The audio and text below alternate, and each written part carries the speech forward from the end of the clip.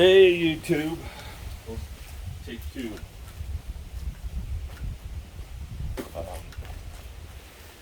I'm going to do a short video on making your bike safe to ride in the rain when you have to do it for commuting or a job, or there's some people who use these to deliver food or do things like that, where you have no choice but to ride in the rain. Uh, if you're just going out for a short ride and it starts raining, this is stuff that you don't need to worry about. The bike's great in short-term rainstorms and stuff like that. Don't have, if the streets are wet, you don't have to worry about any of this either. Just only if you're going to be out in the rain for an extended period of time. I have a. There's two areas that you need to worry about. Is your connector here and your computer. I'm just gonna tell you, just put a plastic bag over it, leave it open. I use a Ziploc bag and I can close it up tight enough so that it won't come off. Here on this, I would just put, get you some clear or some packing tape or some duct tape.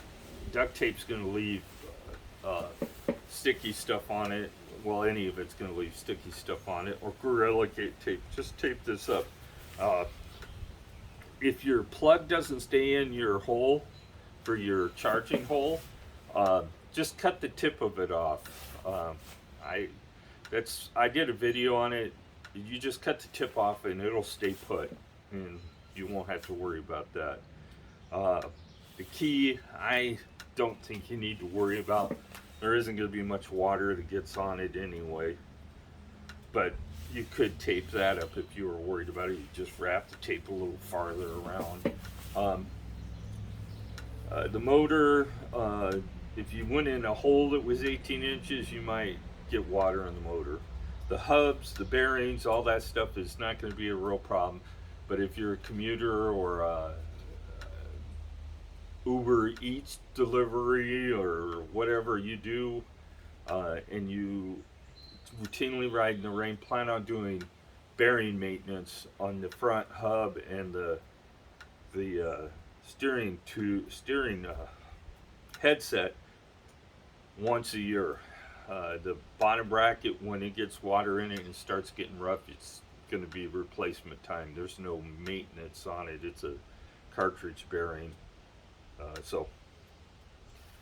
And it's going to be an oddball one to find. That's a long one, but you'll find them. They're out there.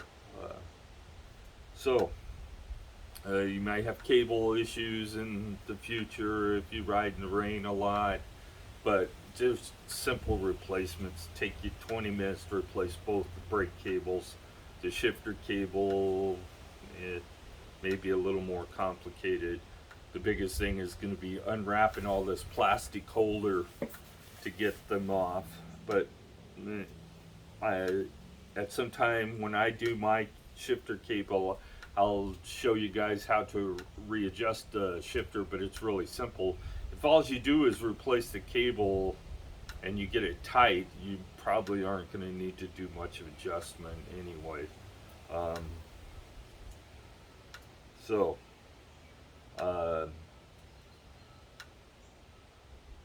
You can't lubricate the brakes because you don't want to get any kind of lube on those pads or the brakes won't work right. So keep that in mind. If they need service, you take them off the bike to service them. Take the pads out, which is a little complicated for these, but it's not real bad. You have to remove a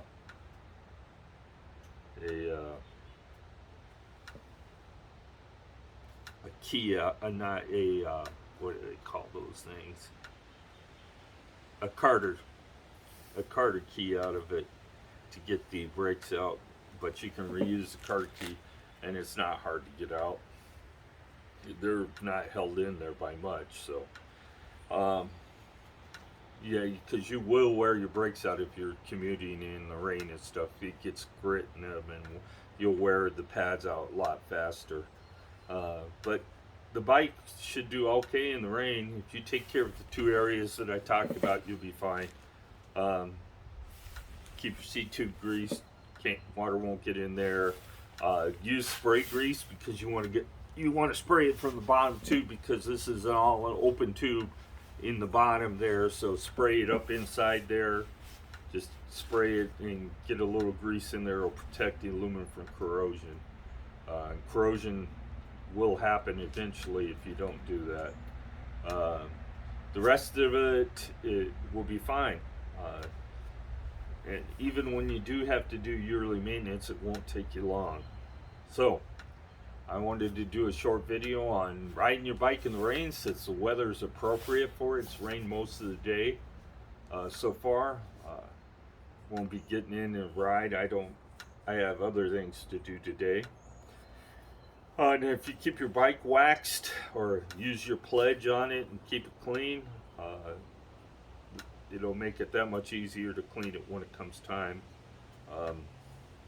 Keep your chain lubed. I have dry lube on it, but mine needs to be cleaned. I ride in a real dusty environment, so it's almost time to clean the chain. And all I do to do that is I use WD-40 on a rag, and it'll wipe off almost anything that's on the chain. And it lubes it too. And I recently looked at a study where some guy went through a lot of work to figure out what lubricant worked best, and whatever you want to use, basically. Short of just not doing anything, all of them seem to be, there was no advantage in any of the lubes, so use whatever you want to use or what you like. The